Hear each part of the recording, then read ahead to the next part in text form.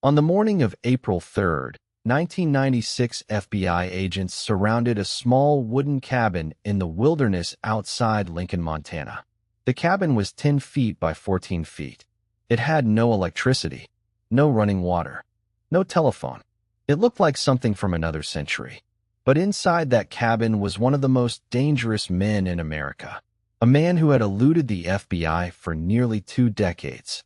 A man responsible for 16 bombs that killed 3 people and injured 23 others. A man who had waged a one-person war against modern civilization from the most primitive dwelling imaginable. His name was Theodore John Kaczynski. The world knew him by another name, the Unabomber. The FBI's hunt for this man had lasted 17 years.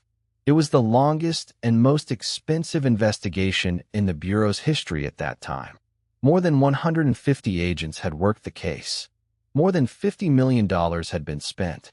And in the end, it was not forensic science or criminal profiling that brought him down. It was his own words, recognized by his own brother. This is the story of a child prodigy who became a Harvard graduate at 20, a Berkeley professor at 25, a hermit at 29, and a serial bomber at 36. This is the story of the Unabomber. Theodore John Kaczynski was born on May 22, 1942, in Chicago, Illinois. His parents were working class. His father, Theodore Richard, was a sausage maker of Polish descent. His mother, Wanda, was devoted to her children.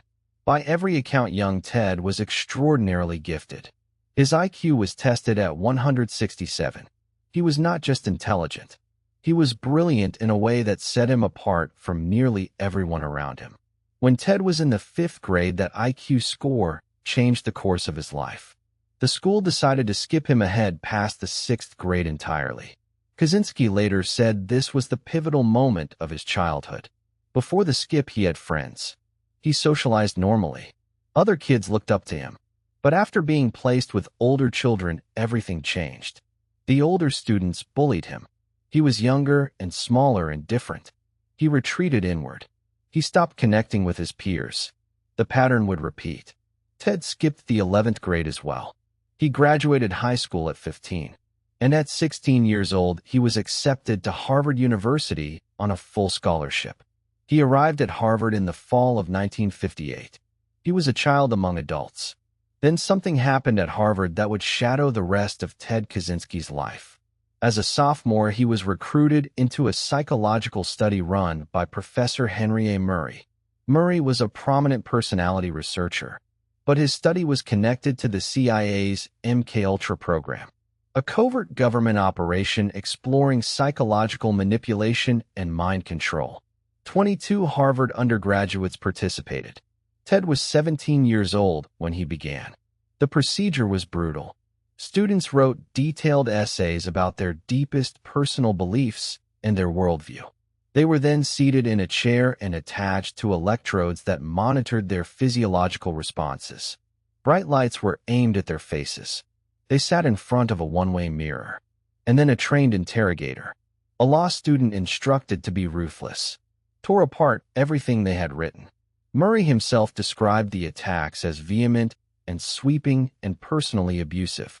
The sessions were filmed. Participants were then forced to watch recordings of their own humiliation. Over the course of 3 years, Kaczynski endured approximately 200 hours of these sessions. Whether these experiments directly caused what came later remains debated. Kaczynski himself downplayed their impact. But researchers have drawn a straight line from what happened in that Harvard laboratory to the rage that would eventually consume him.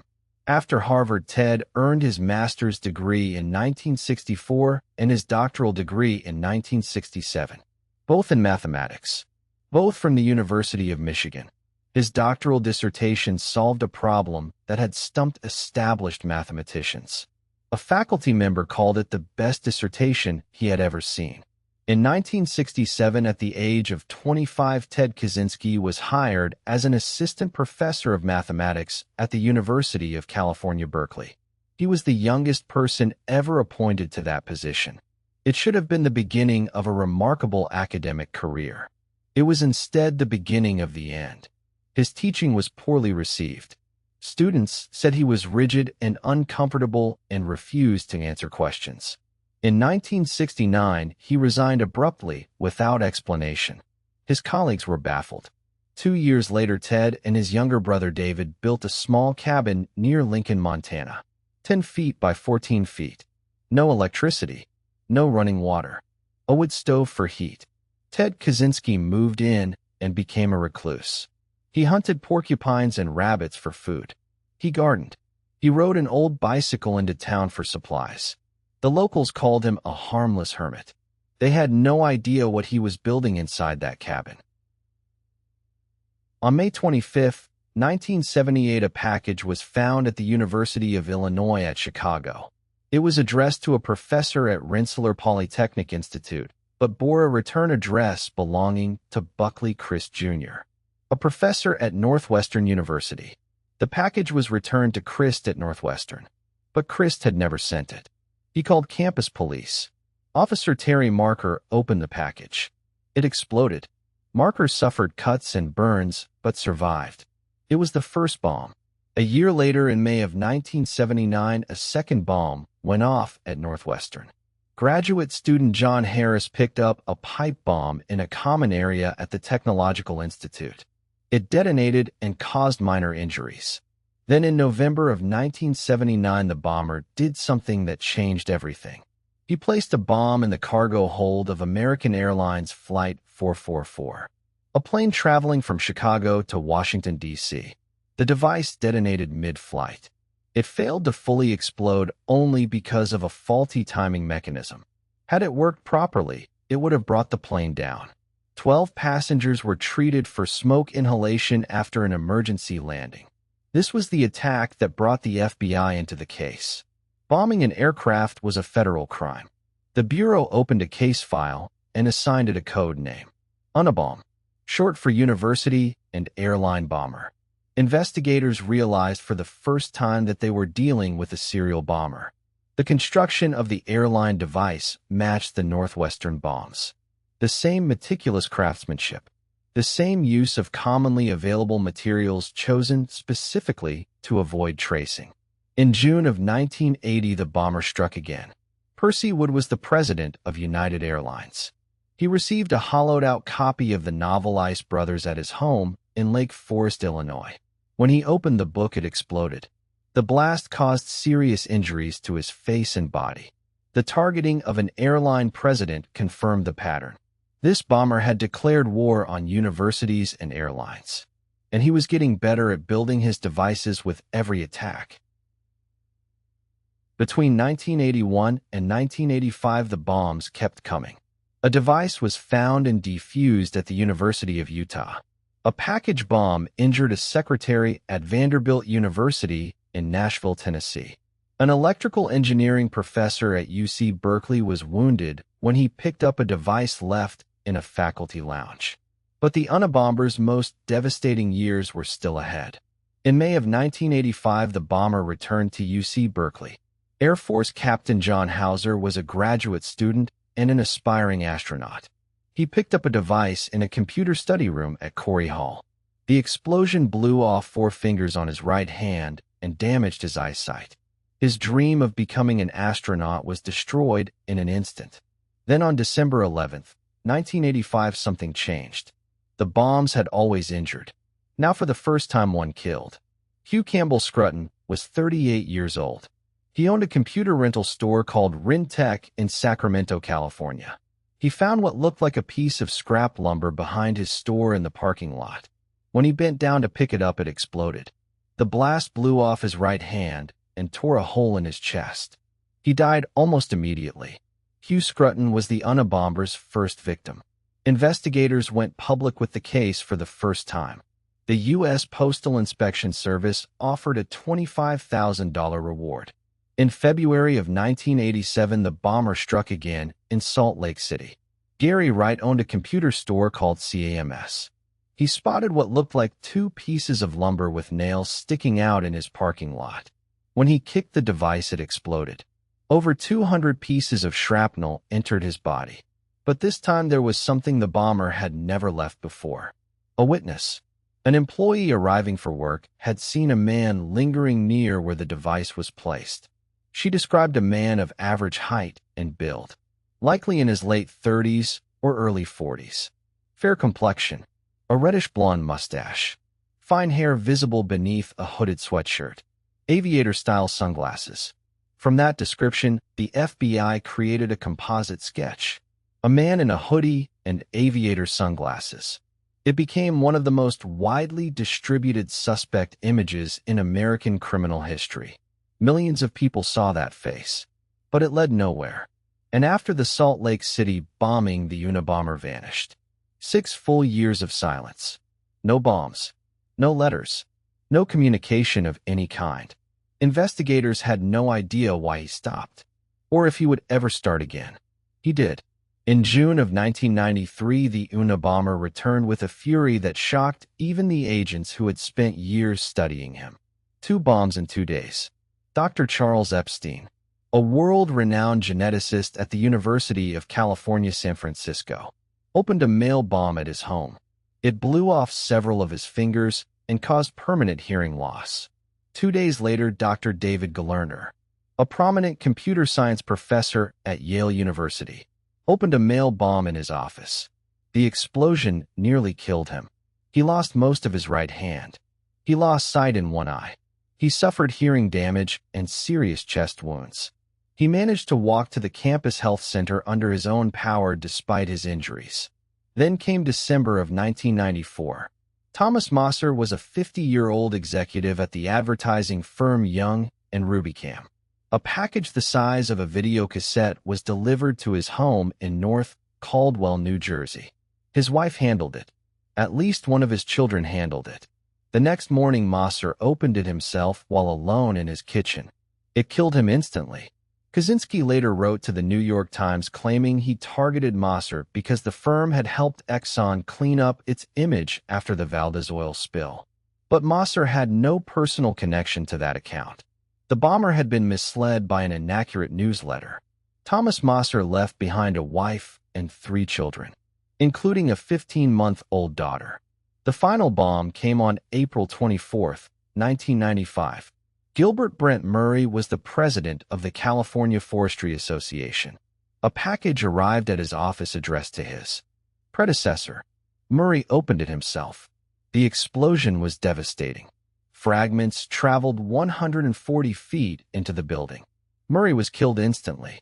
He was 47 years old, a husband and a father. 3 people were now dead. 23 had been wounded. 16 bombs over 17 years. And the FBI was no closer to catching the bomber than the day the investigation began. In June of 1995, the Unabomber made a move that no one expected. He sent letters to the New York Times and several other publications. He also wrote to some of his surviving victims.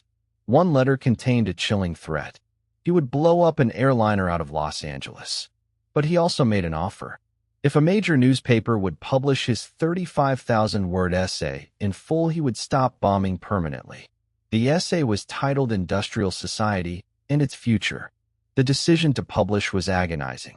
Many feared it would set a dangerous precedent, giving in to a terrorist's demands, showing every extremist in the country that violence works. But FBI Director Louis Freeh and Attorney General Janet Reno ultimately recommended publication. Their reasoning was twofold. First, and most urgently, the bombings had to stop. People were dying. Second, they hoped that someone who read the manifesto might recognize the writing style and provide a crucial lead. On September 19, 1995, the Washington Post published the manifesto in full, an 8-page special supplement. The New York Times split the printing costs. The manifesto argued that the Industrial Revolution was catastrophic for the human race. It claimed that technology forces humans to adapt to machines rather than the reverse. It attacked leftism and what the author called over-socialization. It called for revolution against the industrial technological system. The writing was methodical, intellectual, internally consistent, clearly the work of an educated mind. Thousands of people read it, and thousands of tips poured into the FBI. but there were distinctive fingerprints hidden in the text that most readers would never notice. The author used British spellings. Analyze instead of analyze. License instead of license. He inverted a common idiom, writing "you cannot eat your cake and have it too," rather than the standard "you cannot have your cake and eat it too." He used unusual phrases like cool-headed logicians. These were not random quirks. They were a linguistic signature, as unique as a fingerprint, and someone was about to recognize it. David Kaczynski was Ted's younger brother. In August of 1995, David and his wife Linda Patrick were in Paris celebrating their 5th wedding anniversary. Linda was a professor of philosophy. She had read the Manifesto shortly after its publication, and she raised a possibility that David did not want to hear. She told him that some of the ideas in the Manifesto reminded her of things Ted had written in letters over the years. David was dismissive at first. The idea that his own brother could be the Unabomber was unthinkable. But after returning home, David read the Manifesto more carefully, and what he found shook him to his core. He recognized specific phrases, specific arguments, specific ways of constructing sentences that matched letters Ted had sent him over the years, including a 23-page essay in which Ted had raged against the modern world. The linguistic similarities were unmistakable to someone who had been reading his brother's writing for decades. David was now facing one of the most agonizing moral dilemmas a human being can confront. If Ted was the Unabomber, then staying silent meant more people could die. The bomber had already killed 3 and wounded 23. The violence was escalating. The devices were becoming more powerful. The next bomb could kill many more. But turning in his brother could mean sending Ted to death row. The federal death penalty was on the table. David would be responsible for his own brother's execution. It was an impossible choice. David chose to act. He and Linda hired a Washington, D.C. attorney named Anthony Bichelier to serve as an intermediary with the FBI. Through Bichelier, David provided the Bureau with letters and documents that Ted had written over the years. The FBI's linguistic analysts went to work. They compared Ted's personal writings with the Manifesto. The matches were overwhelming. The inverted idiom, "you cannot eat your cake and have it too." The British spellings. The phrase "cool-headed logicians." The argumentative structure. The vocabulary. The FBI concluded that the author of Ted Kaczynski's personal letters and the author of the Manifesto were almost certainly the same person. David had received assurances from the FBI that his identity as the tipster would remain confidential. That promise was broken. His name was leaked to the media. The betrayal devastated David, and Ted never forgave his brother. Not once in the 27 years between his arrest and his death did Ted Kaczynski speak to David again. On April 3, 1996, FBI agents converged on the small cabin outside Lincoln, Montana. They knew the man inside owned firearms. They knew the cabin might be rigged with explosives. A direct approach could turn deadly, so the agents devised a ruse. They posed as representatives from a mining company conducting surveys in the area. They knocked on the door. When Kaczynski stepped outside to speak with them, he was taken into custody without incident. What investigators found inside that cabin was staggering. A live bomb, fully assembled, ready to be mailed. That meant another person had been targeted, another name on a list, another life that would have been destroyed or ended.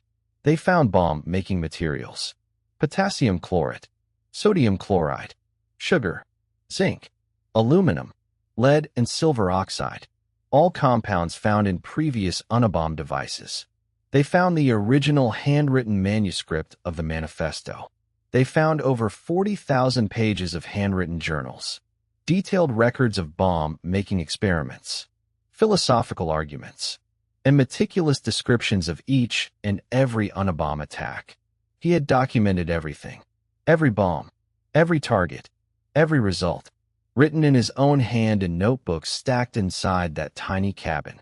The cabin itself was booby-trapped with explosive devices that had to be carefully disarmed before agents could complete their search.